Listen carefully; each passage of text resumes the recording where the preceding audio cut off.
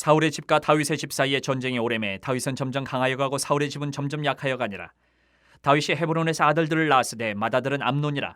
이스라엘 여인 아히노암의 소생이요 둘째는 길르압이라. 갈멜 사람 나발의 아내였던 아비가일의 소생이요 셋째는 압살롬이라. 구스랑 달메의 딸 마아가의 아들이요 넷째는 아도니아라. 학깃의 아들이요 다섯째는 스바랴 아비달의 아들이요 여섯째는 이드르암이라. 다윗의 아내 에글라의 소생이니 이들은 다윗이 헤브론에서 낳은 자들이더라. 사울의 집과 다윗의 집 사이에 전쟁이 있는 동안에 아브넬이 사울의 집에서 점점 권세를 잡으니라. 사울에게 첩이 있었으니 이름은 리스바요 아야의 딸이더라. 이스보셋이 아브넬에게 이르되 내가 어찌하여 내 아버지의 첩과 통관하였느냐 하니 아브넬이 이스보셋의 말을 매우 분하게 여겨 이르되 내가 유다의 계머리냐? 내가 오늘 당신의 아버지 사울의 집과 그의 형제와 그의 친구에게 은혜를 베풀어 당신을 다윗의 손에 내주지 아니하였거늘 당신이 오늘 이 여인에게 관한 허물을 내게 돌리는도다. 여호와께서 다윗에게 맹세하신 대로 내가 이루게 하지 아니하면 하나님이 아브넬에게 벌 위에 벌을 내리심에 마땅하니라. 그 맹세는 곧 이 나라를 사울의 집에서 다윗에게 옮겨서 그의 왕위를 단에서 부엘세바까지 이스라엘과 유다에 세우리라 하신 것이니라 하매 이스보셋이 아브넬을 두려워하여 감히 한마디도 대답하지 못하니라.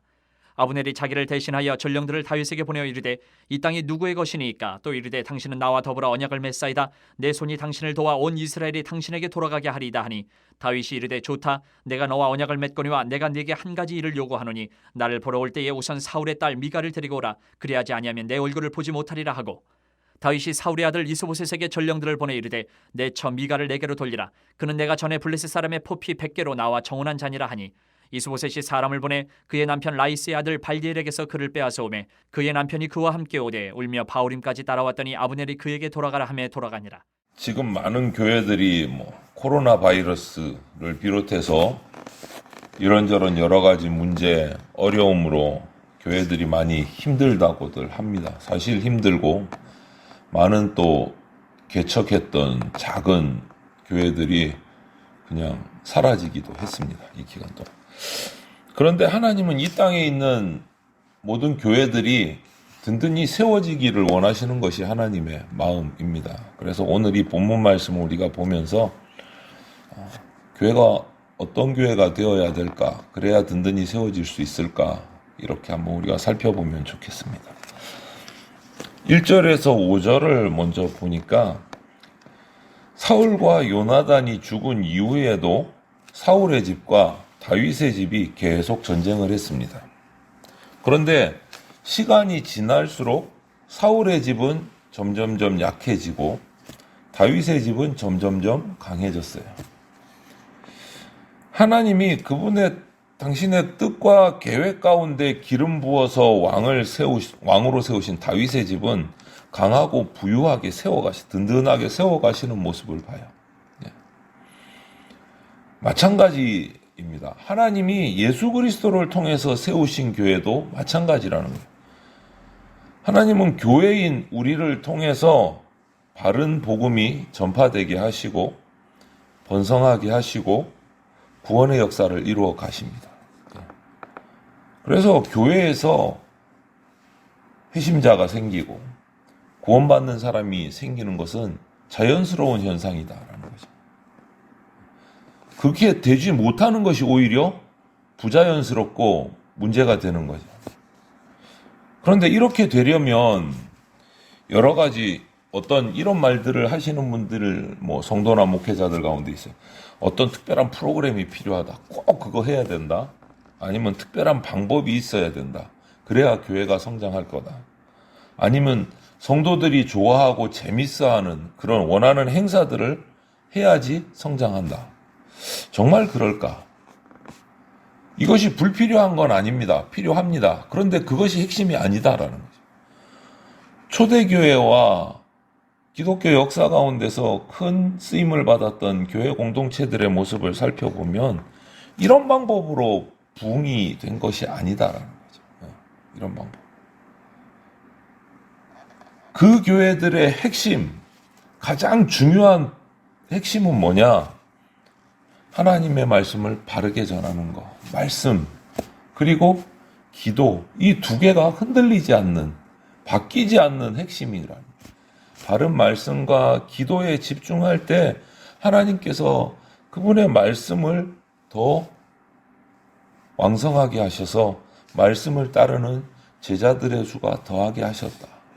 이것이 성경에서 교회를 향한 하나님의 평가.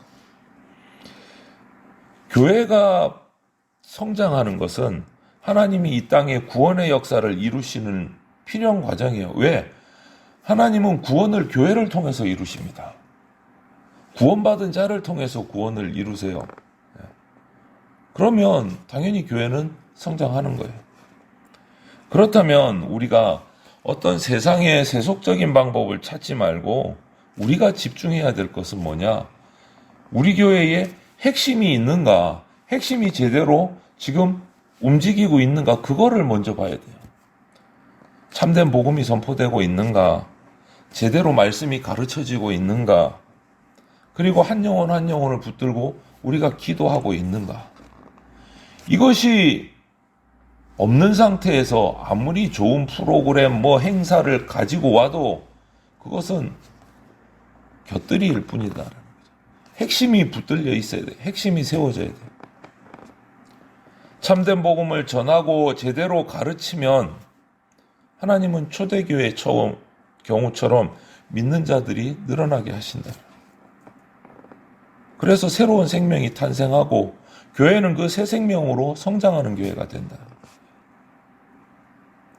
그리고 6절부터 11절을 또 보면 사울 집, 다윗 집 사이에 전쟁이 있는 동안에 아브넬이 사울의 집에서 점점 권세를 잡았다. 이렇게 표현을 해요. 누구도 아브넬의 권세를 이제 막을 수 없다라는 사건, 그것을 보여준 사건이 뭐냐 하면 사울왕의 첩과 통관을 한 거예요. 이게 어떤 의미냐면 사울왕의 첩과 통관, 왕의 첩과 통관했다면 자기가 이제 그 왕권을 가진 정당한 권리가 있는 사람이다라는 거예요. 그런 의미가 있어요. 왕권까지 넘겨보는 상황인 거예요. 아브넬이. 이 일 때문에 이 아브넬과 사울의 아들로 지금 허수아비 왕이지만 왕위에 있던 이스보셋이 심각하게 대립을 하고 갈등을 겪습니다. 결국 그래서 아브넬이 자기의 그 권세를 이용해서 이스라엘 11지파, 지금 다스리고 있는 이스라엘 11지파를 다윗에게 넘겨주기로 마음을 먹어요. 하나님은 다윗을 대적하는 이 사울의 집안이 결국은 서로 내분이 일어나서 갈등하게 만들고 분열하게 하셔서 스스로 약해지고 망해가도록 지금 역사하시는 거예요. 여러분, 교회의 번성을 막는 여러 가지 대적들이 있어요. 어려움들이 있어요. 항상 있어요. 기독교 역사 가운데서 교회가 성장하는 막는 것들은 항상 있어 왔어요. 오늘 보세요. 다윗의 하나님의 기름 부음 받은 다윗을 대적하는 사울의 집은요, 정말 강해 보였습니다. 다윗은 딸랑 유다 지파 한 지파의 왕이 됐어요. 나머지 11지파가 다 상대방이에요. 대적들이. 너무 강해 보였어요. 그런데 하나님은 결국 아브넬과 이스보셋이 서로 갈등하게 만들고 갈라지게 만들고, 그리고 아브넬 스스로가, 대적이었던 아브넬 스스로가 다윗 편으로 넘어가도록 지금 역사하시는 거예요. 오늘날도 교회마다 이런 어려움과 성장을 방해하고 막는 대적들이 있습니다. 항상 있어 왔어요. 그런데 그들의 모습을 보면 강해요. 또 악해요. 교회를 분노하게 하고 절망하게 하고 힘들게 합니다. 그런데 우리가 두려워하지 않을 수 있는 것은 그들을 하나님께서 약하게 만드신다. 약하게 만드신다. 대적의 악함이 영원히 계속될 것 같지만 우리 눈으로 볼 때는 그들은 하나님을 대적하는 자이기 때문에 결국은 약하게 되고 쓰러지게 될 것이다. 하나님이 그냥 두지 않으신다라는 거예요. 사탄과 모든 대적은 우리를 분노하게 하고 두렵게 만들기도 하고 낙심하게 하고 주저앉게 하기도 하지만 우리가 그 모든 대적에게서 승리하는 길은 딱 하나예요. 전능하신 하나님께 그냥 맡기는 거예요. 우리가 감당할 수가 없기 때문에 하나님께 믿음으로 맡기고, 우리가 할 일은 뭐냐? 맡기고 그냥 노는 것이 아니고 그것은 하나님께 맡기고 오직 주님의 뜻을 따라서 복음을 전하고 배우고 실천하는 일을 감당하는 거예요. 말씀과 기도에 집중하는 거예요.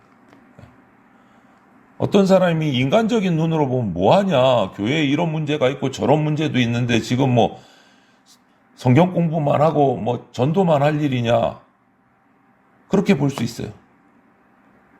하지만 성경은 그렇게 말하고 있어요. 모든 문제들을 하나님께 맡기고 간절히 기도하고 우리는 말씀과 기도에 순종함으로 전념해야 된다. 하나님이 우리 대적을 그러면 약하게 하시고 교회는 지키시고 든든하게 세워가신다라고 약속하고 있는 거예요. 오늘 사울의 집과 다윗의 집을 보면 그래요. 그래서 오늘 또 말씀으로 들어가면 아브넬이 다윗과 언약을 맺으려고 연통을 보냅니다. 다윗이 조건을 하나 달아요. 아브넬에게. 나의 처가 되었던 사울왕의 딸 미갈을 데리고 와라. 이게 무슨 얘기냐면 사울왕이 예전에 다윗이 골리앗을 잡고 아주 사람들의 인기가 많고 지지를 얻으니까 자기 딸 공주를 다윗과 결혼을 시켰어요. 조건을 달아서. 그런데 다윗이 그렇게 했어요. 그래서 사울왕의 사위예요, 다윗은. 그런데 다윗이 미워지고 다윗이 도망을 가니까 그 다윗과 결혼시켰던 딸을 다른 사람에게 시집 보낸 거예요. 그러니까 이제 다윗이 다시 돌려달라. 나와 결혼했던 처를 데리고 와라. 미갈을 데리고 와라. 그것이 조건이었어요. 이것은 다윗이 사울의 사위로서 그의 왕위를 잇는 정통성을 확보하는 정당함을 드러낸 조건을 탄 거예요. 그래서 다윗의 왕권을 세워가는 필요한 절차였다고 보는 거예요. 교회가 튼튼히 서기 위해서는 하나님이 함께 하심이 반드시 필요합니다. 하나님이 그 교회는 나의 교회다, 내가 세운 교회다 라고 옳다고 인정하심이 없으면 교회가 교회될 수가 없는 거예요. 교회의 정통성을 이어받아야 돼요. 하나님의 인정하심이 있어야 돼요. 우리가 하나님이 인정하심을 어떻게 아느냐? 교회에 베푸시는 은혜, 특별한 은혜들로 알아요. 하나님이 다윗의 인생이 정말 꺼질 듯 바람 앞에 촛불같이 사울 앞에서 피하고 간신히 안 될 것 같아요. 그럼에도 불구하고 결국은 그 촛불을 끄지 않으시고 살려내시고 은혜로 이끄셔서 이스라엘의 왕으로 세우신 것처럼 교회도 동일한 은혜로 이끌어 가신다. 꺼질 것 같지만 그 촛불을 끄지 않으신다. 하나님 앞에 바로 서 있으면. 사울처럼 아브넬처럼 세상에 보이는 것을 추구하는 사람은요, 다윗처럼 하나님의 은혜로만 살아가는 사람을 절대로 이기지 못합니다. 그 결과는 질 수밖에 없어요. 세상이 부러워하는 모든 조건을, 눈에 보이는 모든 조건을 다 갖춘 교회라고 하더라도 그 교회 공동체 가운데 하나님의 부어주시는 은혜가 없다면 그 교회는 그냥 외형만 교회예요. 그냥 우리 교회가 다 거쳤어 라는 교만이 그냥 교회를 지어놓고 있는 거예요. 세상에서 교회의 능력을 발휘할 수 없는 무능한 교회가 되는 겁니다. 작든 크든 그곳에 하나님의 은혜가 베풀어져야 교회가 됩니다. 하나님이 인정하시는 교회. 독수리가 새끼를 자기 날개 아래 품듯이 하나님이 은혜로 당신의 교회를 든든히 품으십니다. 그래서 두려워하지 않을 수 있는 겁니다. 우리 교회가 뭐 다 갖춰서 두려워하지 않는 것이 아니고 하나님의 은혜로 우리가 보호하심을 받고 있기 때문에 우리는 두려워하지 않을 수 있는 겁니다. 그래서 예수 그리스도 안에서 날마다 그 베풀어 주시는 은혜로 교회는 세워져 가야 돼요. 그것이 교회가 성장하는 힘이에요. 그래서 우리가 하나님께서 우리 교회 안에서 새 생명의 역사를 날마다 일으키시고 교회의 성장을 대적하는 그 그 모든 것들을 약하게 하시고 망하게 하십니다. 이것을 우리가 믿고 그리고 날마다 하나님이 베푸시는 은혜를 믿음으로 받음으로 그 은혜 가운데서 우리가 한 걸음 한 걸음 성장해 갈 것이다 라는 것을 믿고 우리는 하나님만 경외하는 교회가 되어야 됩니다.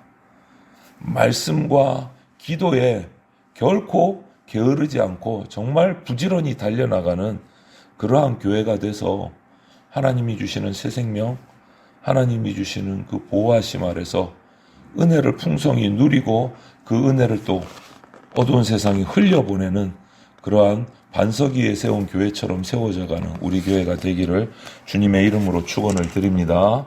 아멘.